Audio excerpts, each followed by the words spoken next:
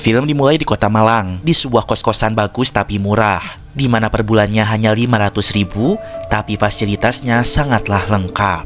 Ada penghuni kamar baru, namanya adalah Bobby dan juga Yamin. Mereka adalah sahabat dekat yang baru saja menghuni kamar kos itu. Namun, beberapa hari tinggal di kos tersebut membuat Bobby merasa tidak betah. Ia merasakan selalu ada yang mengawasi dirinya. Tapi hawane beda, Min. Koyo ono sing ngawasi. Di malam itu, Bobby minta Yamin agar tidur di dalam kamarnya. Ia sangat memohon dengan berkata sekali saja. Malam semakin larut ketika jam menunjukkan pukul 2 pagi lewat 10. Saat itu Bobby terbangun karena ia mendengarkan suara yang aneh. Suara itu bersumber dari arah belakang kos, yang dimana di sana terdapat banyak pohon pisang. Bobby melihat sesuatu yang aneh di sana. Kemudian tidak lama Yamin bangun dan ia melihat Bobby tidak ada di kasurnya. Ternyata Bobby ada di kebun pisang. Yamin segera mendatanginya. Ternyata saat itu Bobby sedang menggali tanah, bahkan sudah membentuk seperti lubang kubur. Bobby menyuruh Yamin untuk masuk ke dalam lubang kuburnya. Lalu kemudian Yamin diminta untuk ikut menggali tanahnya. Setelah menggali lebih dalam, terlihat ada kain kafan di sana. Ternyata itu adalah kepala dari sosok jenazah. Bobby membuka kain pada wajah mayatnya, dan betapa terkejutnya ia. Ternyata jenazah itu adalah Bobby sendiri. Namun ternyata itu adalah mimpi. Bobby yang histeris membangunkan Yamin dari tidurnya. Ia berkata jika kos ini memang tidak beres dan ia ingin pergi dari sini. Lalu film Rego Nyowo baru saja dimulai. Sebelum ke videonya, Mamang mau kasih informasi dulu. Sebenarnya, selain bikin konten, Mamang juga jualan nih, Slur. Jualan apa emangnya, Mang? Mamang jualan cemilan basreng atau bakso goreng, makanan kekinian yang digemari oleh anak-anak muda sekarang nih. Bakso goreng yang crispy, dibaluti bumbu pedas dengan aroma daun jeruk yang sangat segar. Mamang jamin pedesnya juara, Slur. Kita nggak pelit kasih bumbunya. Cocok banget buat kalian yang suka pedas. Pasti bikin lagi. Yuk di order sekarang. Mamang taruh link toko Shopee-nya di kolom deskripsi ya. Hatur nuhun.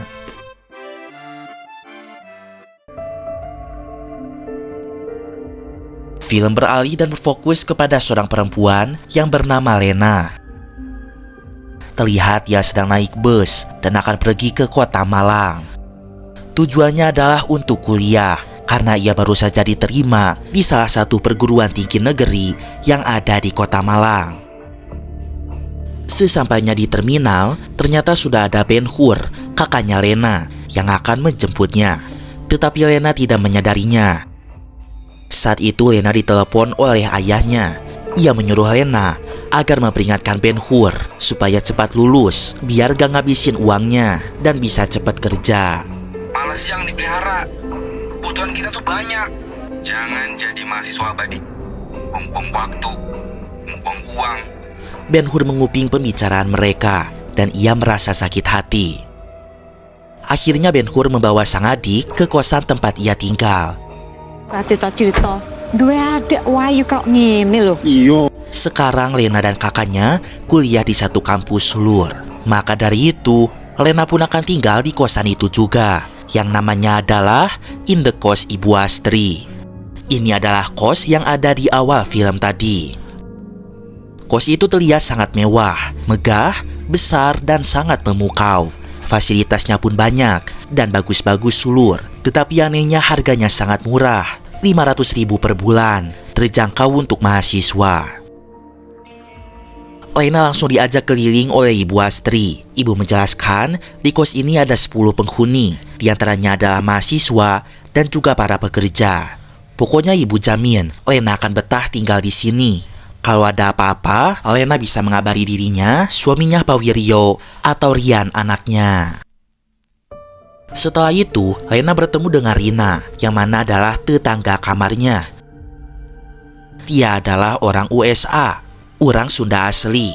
Dia berasal dari kota Bandung. Kemudian ia menyapa Lena. Ternyata dia juga satu kampus dengan Lena. Bahkan satu jurusan, yaitu jurusan psikologi. Tapi Rina sudah semester 5. Ini teh pasti Lena, adiknya Ben Hur. Pamer. Hai Kak tuh. Setelah itu Rina mengajak Lena untuk berkenalan dengan penghuni lainnya. Ketika Rina pergi ke kamar teman-temannya, saat itu Lena melihat ada 2 laki-laki yang sedang berseteru. Ternyata mereka adalah Yamin dan juga Bobby. Bobby ingin keluar dari kos ini karena ia tidak mau mati. Tetapi Yamin tidak mau pergi karena menurutnya ini adalah kos yang sangat murah dan ia tidak sanggup menyewa kos di tempat lainnya. Ia tidak punya uang. Lalu kemudian Lena didatangi oleh Rina yang sudah membawa 2 temannya lagi. Ada Hani dan juga Rudi. Hani berasal dari Medan, sementara Rudi dari Makassar. Dan mereka pun sama-sama kuliah di Universitas Negeri yang ada di Malang. Lena baru kenal kurang lebih dengan 5 atau 6 orang. Sementara sisanya lagi adalah para pekerja yang belum pulang sulur. Rudi mengatakan nanti Lena bisa bertemu dengan mereka saat acara makan malam bersama. Jadi Slur, ada sebuah tradisi di kosan ini, di mana setiap seminggu sekali, keluarganya Ibu Astri mengadakan acara makan malam bersama anak-anak kos. Makanannya pun sangat banyak dan juga enak-enak. Dan itu pun sangat disukai oleh para anak-anak kos. Iya, jadi di sini setiap seminggu sekali bareng sama keluarganya Bu Astri pasti kita makan malam bareng. Malam harinya, kebetulan malam ini adalah acara makan malam bersama dengan keluarganya Bu Astri. Anak-anak kos langsung datang ke rumah Bu Astri, yang mana terpisah dengan bangunan kos-kosan. Saat itu 10 penghuni kamar sudah berkumpul di meja makan. Ibu Astri mengatakan jika makan malam kali ini sekaligus merayakan kehadiran anggota baru di kos ini, yaitu adalah Lena. Sebelum makan, Ibu Astri memimpin doa dengan berbahasa Jawa, yang artinya adalah semoga tetap bersepuluh dan tetap sehat. Mugi tansah diparingi kasarasan, tetep sedoso, mugi tansah diparingi kasarasan. Hal itu pun terasa janggal untuk Lena, yang mana merupakan penghuni baru di sana. Akhirnya acara makan malam pun dimulai. Namun saat itu, tiba-tiba Bobby muntah, padahal yang lainnya biasa-biasa saja. Bobby kemudian seketika berlari keluar. Yamin mengatakan mungkin Bobby asam lambung, jadi ketika makan dia malah muntah-muntah. Lalu ia pun segera menyusuli Bobby.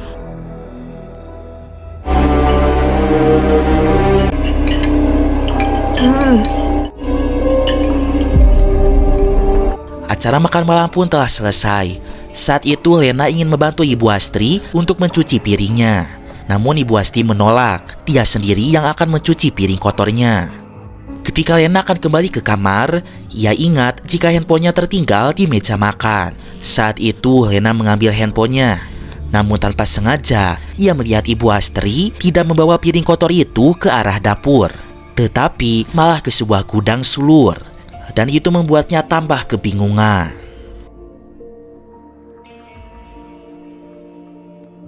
Malam semakin larut. Setelah makan masakan Ibu Astri, Bobby langsung panas dingin. Sementara itu, Lena mendengar suara orang berlari di area tangga. Ternyata itu adalah Yamin yang sedang mengambil air es untuk mengompres Bobby. Lena memberikan saran, jangan pakai air es supaya demamnya tidak semakin tinggi. Saat itu Bobby seperti orang yang tidak sadar diri. Dia terus merasa ketakutan. Bobby kemudian berkata jika ia melihat pocong gantung di kebun pisang belakang kos ini. Dan pocongnya sangat banyak. Percaya karo aku, Min. Akhirnya Bobby memutuskan untuk pergi dari kos pada malam itu juga. Ia sempat dilarang oleh Yamin, bahkan oleh Ibu Astri. Namun Bobby mengatakan jika kos ini angker dan keputusannya pun sudah bulat, sehingga tidak ada yang bisa melarangnya pergi dari sana. Setelah Bobby pergi, seketika hal aneh terjadi di kos. Dimulai dengan lampu yang mati. Setelah itu, Rian anak Bu Astri seketika jatuh sakit. Dan bunga-bunga di kamarnya tampak seketika layu.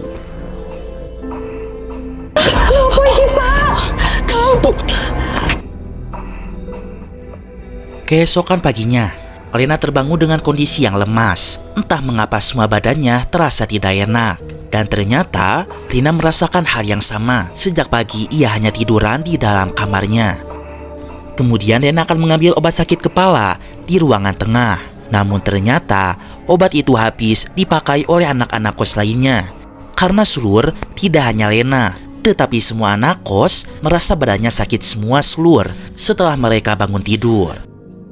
Lena berniat minta obat kepala kepada Ibu Astri. Namun, saat itu ia malah melihat Ibu Astri dan Pak Wiryo tengah mengobati Rian, anak mereka, yang mana badannya dipenuhi oleh luka-luka mengerikan.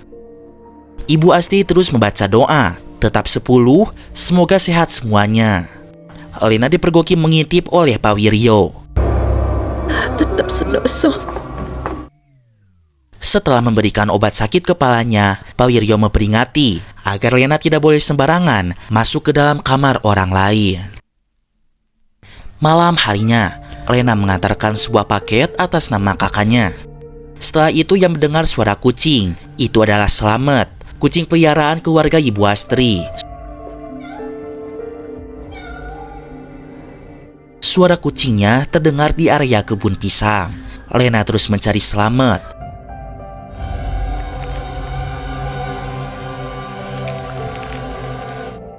Secara mengerikan, di belakangnya ada sosok pocong gantung. Lena yang takut berteriak histeris.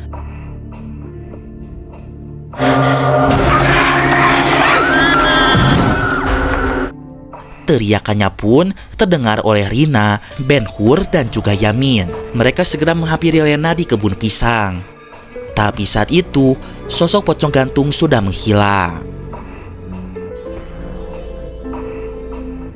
Setelah itu Lena diantar oleh Rina ke dalam kamarnya.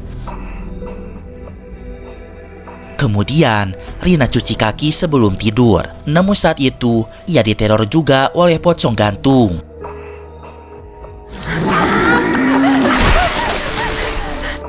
Sosok pocong itu berusaha menembus kain hordeng. Beruntung Lena mendengar teriakan Rina, sehingga ia segera mendatanginya.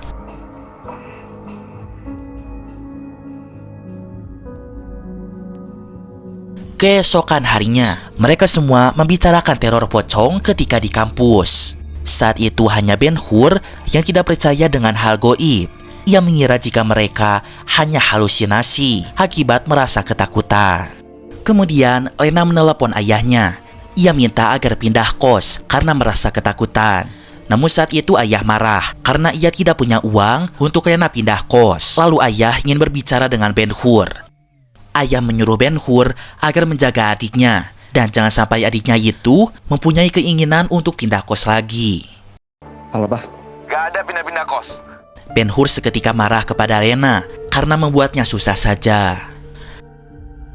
Malam ini mereka semua pun berkumpul kembali dan makan malam bersama keluarga Ibu Astri. Saat itu mereka hanya bersembilan karena Bobby sudah pergi. Dan juga Rian terlihat tidak ikut makan karena ia masih sakit. Ibu Astri merasa sedih. Ia pun minta tolong kepada anak-anak kos agar mencari satu orang lagi supaya mereka genap berjumlah 10 orang. Setelah makan malam, Lena, Rina, dan Yamin berbicara dengan Ibu Astri. Mereka minta izin ingin mengundang Ustadz ke dalam rumah ini karena mereka rasa ada hal janggal di sini. Tetapi Ibu Astri menolaknya dan ia tampak marah. Ia mengatakan jika di sini tidak ada apa-apa. Mereka hanya halusinasi. Lalu ibu menyuruh mereka untuk segera tidur ke dalam kamarnya. Saat itu Lena minta izin untuk membantu Ibu Astri mencuci piringnya. Namun lagi-lagi ibu menolaknya. Ketika mereka akan pergi ke kamar, saat itu Lena bertanya kepada Rina, apakah Ibu Astri sering cuci piring di dalam gudang? Rina kebingungan dengan pertanyaan itu. Gudang adalah tempat untuk menyimpan barang yang tak terpakai, dan gudang itu pun selalu dikunci. Lena mengajak Rina untuk mengintip. Saat itu, mereka melihat Ibu Astri benar-benar membawa cucian piring kotor ke dalam gudang. Setelah Ibu Astri pergi, Lena dan Rina segera menghampiri gudang itu. Lalu kemudian, mereka pun mendengar suara aneh di dalam gudang. Namun nahas mereka tak bisa mengeceknya karena pintunya dikunci. Mereka pun ke kamar kembali. Saat itu mereka masih curiga dengan apa yang ada di dalam gudang. Rina masih ingin mengeceknya lagi. Akan ia bobol pintu gudangnya. Namun hal itu ditahan oleh Lena. Malam semakin larut. Lena sudah terlelap tidur. Sementara itu, Rina masih bangun. Ia penasaran dengan apa yang ada di dalam gudang. Secara nekat, Rina membobol pintu gudang sendirian, bahkan di tengah malam. Akhirnya ia masuk ke dalam gudang itu. Di sana ia mendengarkan suara sesuatu. Di balik tirai, ia melihat sosok putih, yang mana itu adalah sosok pocong. Terlihat pocong itu tengah menjilati piring kotor bekas makan para anak-anak kos. Pocong itu sadar dengan kehadiran Rina dan seketika langsung menyerangnya. Badan Rina kemudian ditimpa oleh pocong itu. Kemudian lidah pocong seketika memanjang seluruh dan masuk ke dalam mulut Rina.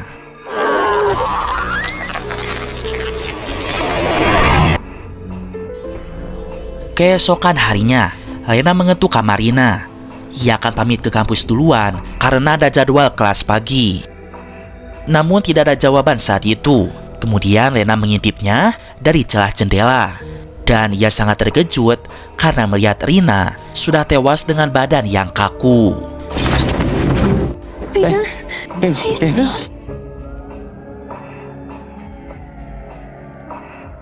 Rina kemudian dibawa ke rumah sakit dan ia pun dinyatakan tewas oleh dokter sulur.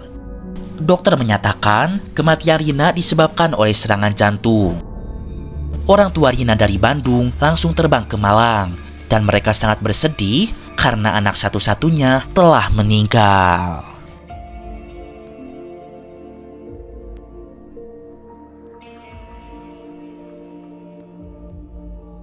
Keesokan harinya, Lena dan Yamin mengobrol dengan Ibu Astri. Lena berkata beberapa hari yang lalu ia mendengar suara aneh di dalam gudang. Ia curiga Rina penasaran dengan suara itu, lalu mengecek gudang sendirian. Dan ada sesuatu di sana yang membuat Rina terkejut sehingga serangan jantung. Ibu Astri tidak terlalu menanggapinya. Ia langsung pergi ke kamar karena mendengar suara teriakan anaknya. Lena dan Yamin melihat kondisi Rian, anak Ibu Astri, semakin parah sulur. Orang yang mau nempatin kamar bekas orang mati. Sementara Pak Wiryo, suami Ibu Astri, merasa sudah muak dengan sikap istrinya yang percaya dengan klinik. Ia akan berusaha menyelamatkan sang anak dengan bantuan seorang ustadz. Akan yang tempat ibadah. Malam harinya, Lena melihat Pak Wiryo baru pulang dari rumah ustadz sambil membawa air doa. Setelah itu, Lena mendengar suara pisau daging di area dapur. Ia sangat terkejut saat melihat Ibu Astri sedang potong daging tikus yang sangat menjijikan.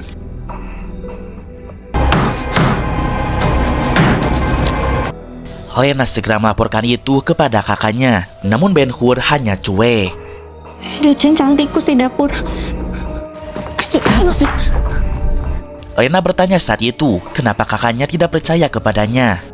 Ben Hur sudah muak selama ini dengan keluarganya sendiri. Dia lebih senang di sini dengan Ibu Astri dan juga Pak Wiryo.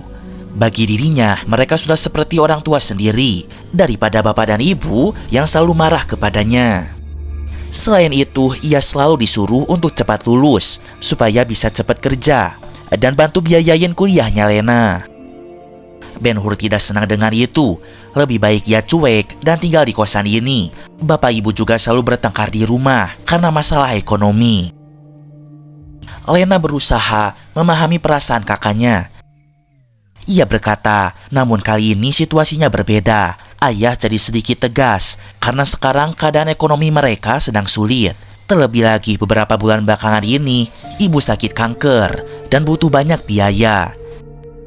Ayah berniat merahasiakan hal ini kepada Ben Hur agar bisa fokus kepada kuliahnya dan cepat lulus. Mendengar itu, Ben Hur seketika tercengang sulur. Sementara di sisi lain, Pak Wiryo menelpon Pak Ustadz. Sekarang sudah waktunya untuk Pak Wiryo menyiramkan air doa ke gudang supaya sosok pocong itu dapat menghilang. Ketika air doa disiram, seketika pocong itu marah. Pintu gudang seketika tertutup rapat.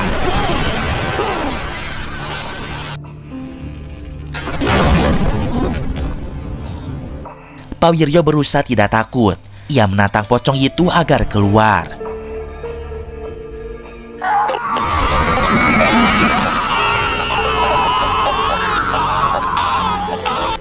Tiba-tiba pocong itu persis ada di hadapannya. Lalu Pak Wiryo yang terkejut lantas terjatuh.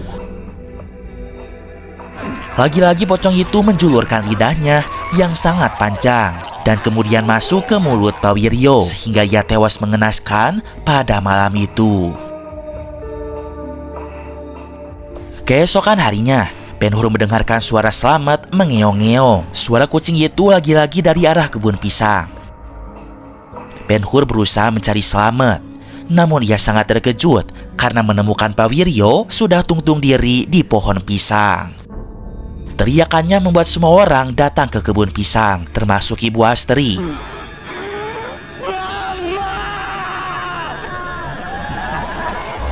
Ia menangis histeris melihat suaminya sudah mati.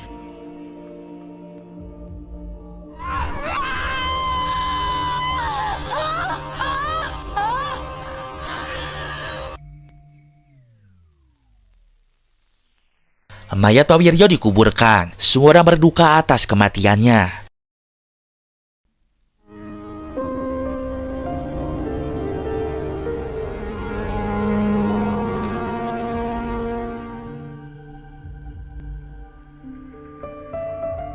Malam harinya, semua nakos berkumpul di ruangan tengah. Mereka baru sadar jika ternyata keluarga Ibu Astri beragama Muslim karena tadi mayat Pak Wiryo dikuburkan secara syariat Islam. Tetapi mereka merasa aneh karena Ibu Astri dan keluarganya tidak pernah sholat, bahkan tak pernah puasa. Jadi sebenarnya mereka ini beragama apa? Enggak pernah aku tengok mereka puasa. Gue juga tadinya ikut sembahyang kan. Lena lalu berkata, ada yang aneh di rumah ini. Ia ingin memberitahu mereka semua jika di sini ada pocong. Namun belum mengatakan hal itu, tiba-tiba lampu menjadi mati. Rian sedih saat itu karena bapaknya mati duluan. Dan tidak lama lampu mati juga. Ibu Astri akan memeriksa panel listrik yang ada di garasi. Saat itu anak laki-laki pun sudah ada di garasi juga untuk membenarkan listriknya. Ketika listrik sudah menyala, tiba-tiba mati lagi. Dan ketika dinyalakan kembali, sosok pocong sudah ada di atas mobil.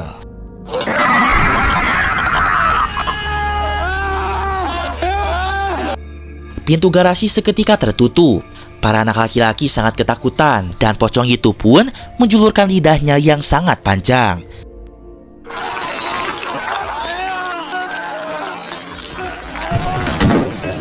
Ujung lidah itu pun seketika berubah menjadi sosok mengerikan.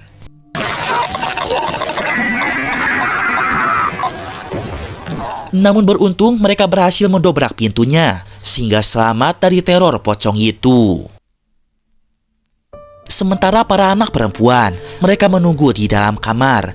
Mereka pun merasa kesal karena lampunya tak kunjung menyala. Maka dari itu, salah dua dari mereka akan menyusul anak laki-laki di garasi. Mereka pun pergi dengan senter seadanya. Namun di tengah jalan, mereka melihat banyak belatung di anak tangga.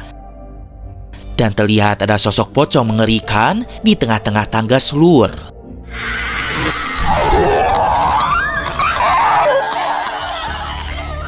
Sehingga mereka seketika berlari kembali ke dalam kamar. Para anak perempuan kemudian keluar dari kamar lewat jendela sulur. Lalu mereka berlari ke arah garasi. Mereka kemudian melaporkan kepada Bu Astri apabila melihat pocong di dalam rumah.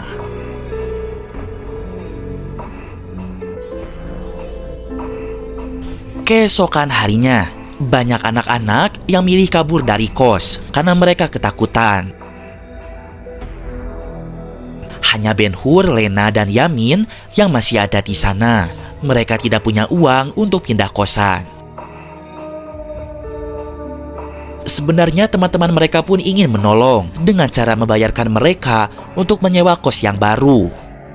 Namun saat itu Ibu Astri datang. Ia pun memohon kepada mereka bertiga agar jangan pergi dari sini. Dia tak sanggup hidup sendirian di sini. Hal itu membuat Ben-Hur merasa tidak tega. Namun Lena mengatakan jika mereka harus panggil ustadz atau orang yang ngerti untuk membersihkan rumah ini dari pengaruh pocong. Tetapi Ibu Astri tidak mengizinkan mereka untuk panggil ustadznya. Ia sendiri yang akan memanggil ustadz kenalannya.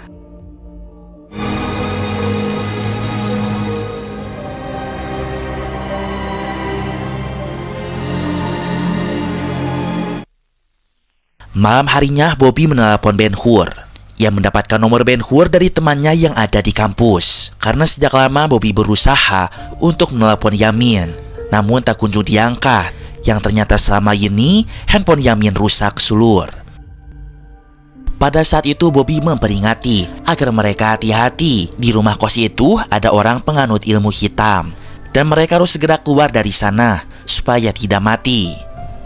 Dan sekarang Bobby akan menuju kosan dengan tujuan untuk menjemput mereka bertiga. Jadi mereka harus segera bersiap-siap mengemasi barangnya. Mereka bergegas memasukkan semua barangnya ke koper sulur.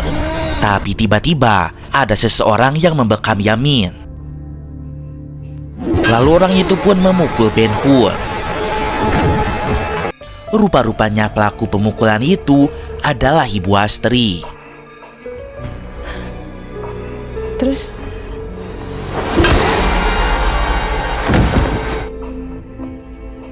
Beberapa lama kemudian, mereka bertiga pun sadar, namun dalam keadaan tangan yang terikat. Ibu Astri datang sambil bawa makanan. Saat itu Lena akan disuapi. Ayo, makan dulu. Namun terlihat makanan itu berwarna hitam dan sangat menjijikan. Ibu Astri bercerita jika itu adalah makanan yang selalu ia hidangkan setiap minggunya. Makanan yang ia masak sepenuh hati dengan dicampur oleh daging tikus pilihan, darah, dan juga sedikit rahasia Krabby Patty. Hal itu pun mampu membuat semua anak kos selalu rindu kepada masakannya. Air liur mereka yang menempel pada sendok, piring atau mangkok kemudian akan diberikan kepada sosok iblis. Hal itu sama saja seperti memberikan sukma mereka kepada sosok pocong itu. Kemudian Ibu Astri mengakui jika dia memanglah penyembah iblis dan ia tidak percaya lagi kepada Tuhan. Dulu ia sempat taat beragama, namun kini ia tidak percaya lagi. Karena Slur 22 tahun yang lalu usahanya bangkrut, hidup mereka miskin, dan anaknya Rian terus sakit-sakitan. Hingga pada suatu hari, Ibu Astri dan suaminya datang ke sebuah desa terpencil yang mana warganya menyembah iblis pocong gantung.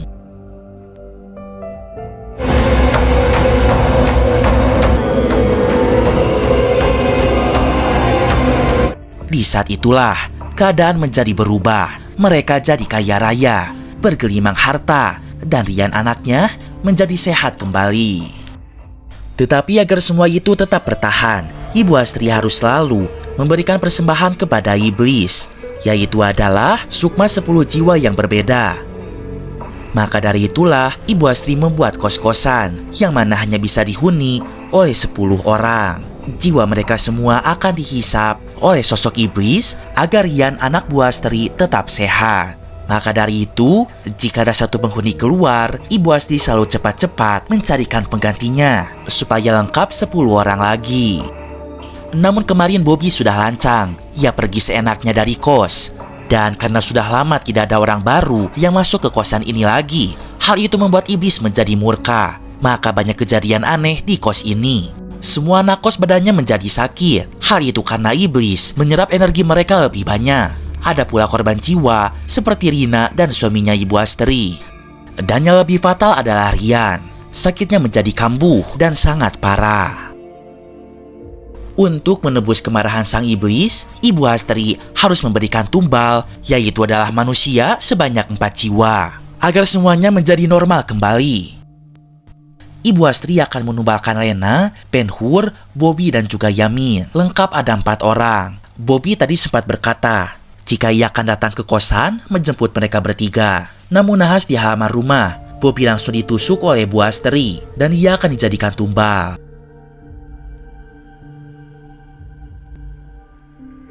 Lalu sekarang adalah giliran mereka bertiga. Saat itu Ibu Astri menarik Yamin dan menutup pintunya. Lena sangat takut karena malam ini mereka akan mati. Namun ia ditenangkan oleh Ben-Hur yang berkata pasti ada jalan keluarnya. Ternyata ruangan itu memiliki celah ke kamar Rian, sehingga Rian dapat mendengarkan semua cerita ibunya tadi. Rian merasa bersalah, tidak sepantasnya orang tak berdosa harus mati karena dirinya. Rian kemudian berteriak, menyuruh Ben-Hur mengambil gunting di dalam laci meja rias. Ben-Hur segera mengambilnya sehingga ikatan tali di tangan mereka bisa terlepas.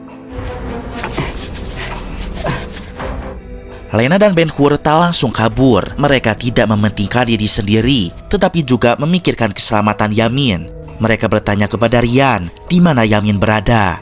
Rian sebenarnya tidak tahu, tetapi sepertinya Yamin dibawa oleh ibunya ke ruang bawah tanah gudang untuk dijadikan tumbal. Mereka pun segera ke gudang. Setelahnya, mereka menemukan pintu ruang bawah tanah di sana, yang mana ada di bawah karpet sulur. Ben-Hur juga sudah mengambil sebuah celurit untuk jaga-jaga.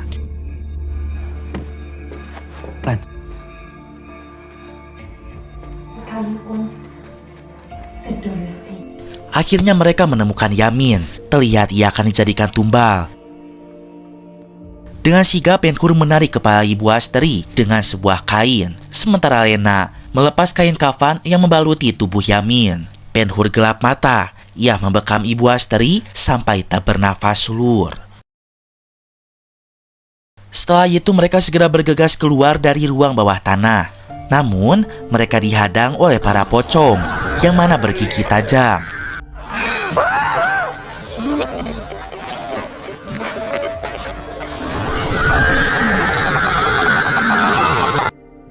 Beruntung mereka berhasil menemukan jalan keluarnya, yang mana tiba-tiba mereka ada di area kebun pisang. Tanpa mereka sadari, ternyata Ibu Astri masih hidup. Ia pun datang dari arah belakang sambil menyebat celurit ke punggung Ben-Hur. Mereka yang takut seketika berlari. Dan tidak jauh dari kebun pisang, mereka menemukan sebuah tempat yang mana penuh dengan alat ritual. Di sana pun sudah ada sosok pocong gantung dan ada pula mayat Bobby yang sudah dikafani.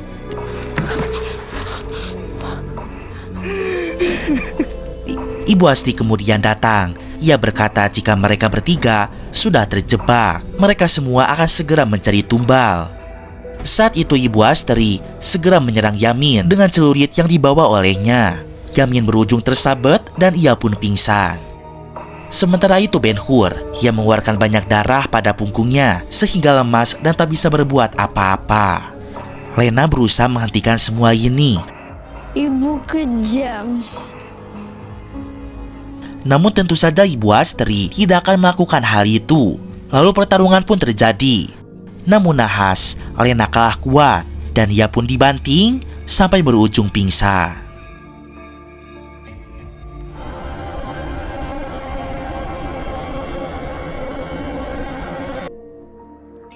Sesadarnya, Lena melihat jika tubuhnya sudah dikafani. Saat itu Ibu Astri memohon kepada iblis agar membuat semuanya menjadi normal kembali dan dia akan mempersembahkan 4 jiwa manusia.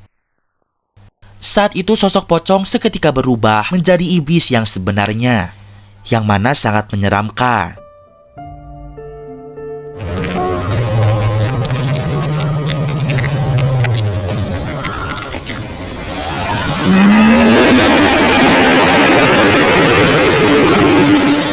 Sosok iblis itu lalu memakan tubuh Bobby sulur.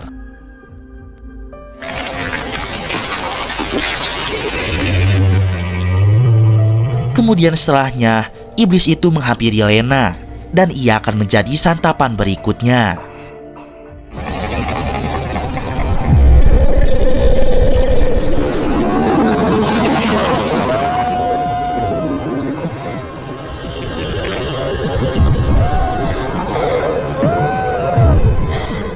Tidak lama kemudian, datanglah Rian, anaknya Ibu Astri.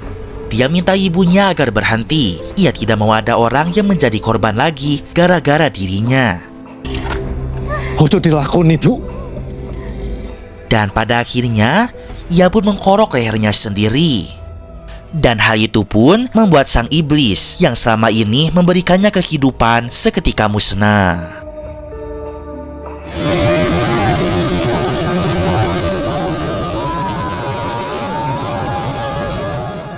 Ibu Astri berteriak histeris. Selama ini ia selalu mengusahakan untuk kehidupan anaknya, tetapi anaknya itu memilih untuk mati. Maka dari itu, tak ada tujuannya lagi untuk hidup. Dan kemudian ia pun ikut membun-bun dirinya sendiri agar bisa ikut bersama anaknya. Beruntung pada akhirnya, sepasang kakak beradik itu pun selamat dari ancaman iblis.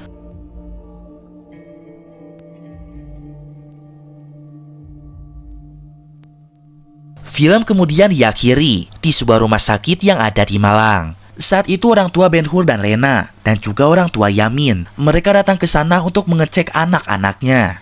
Mereka merasa beruntung karena anak mereka selamat dan masih bisa bertahan hidup.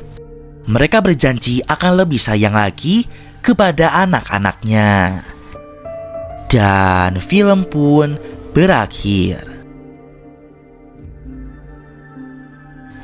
Nah, oke Selur, jangan tergiur dengan kos-kosan yang harganya murah ya Selur. Pastikan terlebih dahulu apakah kos itu nyaman, aman, dan pemiliknya tidak melakukan pesugihan. Nggak apa-apa bayar mahal dikit, yang penting aman dan nyaman. Sampai sini dulu aja video kali ini. Mamang pamit dulu. Keep enjoy and see you.